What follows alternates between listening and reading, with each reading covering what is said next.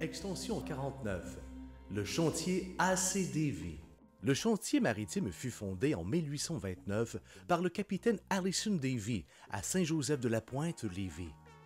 Davy était un constructeur de voiliers à gréement carré et de navires à vapeur destinés à la navigation fluviale. D'une génération à l'autre, les travailleurs ont effectué avec succès la transition de la voile à la vapeur, du bois à l'acier, adoptant de nouvelles technologies pour satisfaire de nouveaux besoins.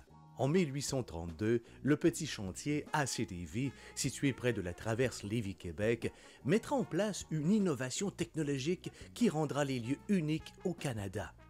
Le patent slip, ou le plan de halage, permet de hisser les navires hors de l'eau afin de travailler sur les coques. Ce système avait été mis au point en Écosse en 1819. L'installation du plan de halage permet au chantier d'accueillir des navires de toutes formes et de réparer les pires avaries. C'est aussi à cette même année que Allison Davy fera construire la maison Homestead, qui deviendra sa résidence et où il installera le bureau administratif du chantier.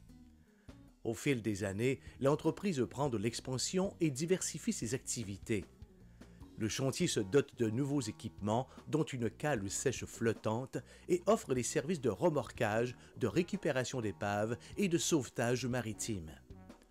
S'ajoute à cela un service de scaphandrier et de remisage de navires.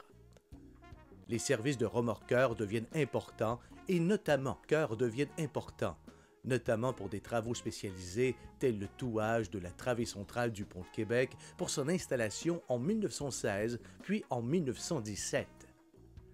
Au cours de la Seconde Guerre mondiale, le chantier AC Davy est mis à contribution pour la construction et l'entretien des corvettes qui assuraient la sécurité des convois sur le fleuve et l'Atlantique. Plus tard, à partir de 1951, le chantier se lance dans la construction des fameuses Gaspésiennes, un bateau de pêche en bois spécialement adapté aux conditions de navigation dans l'est de la province.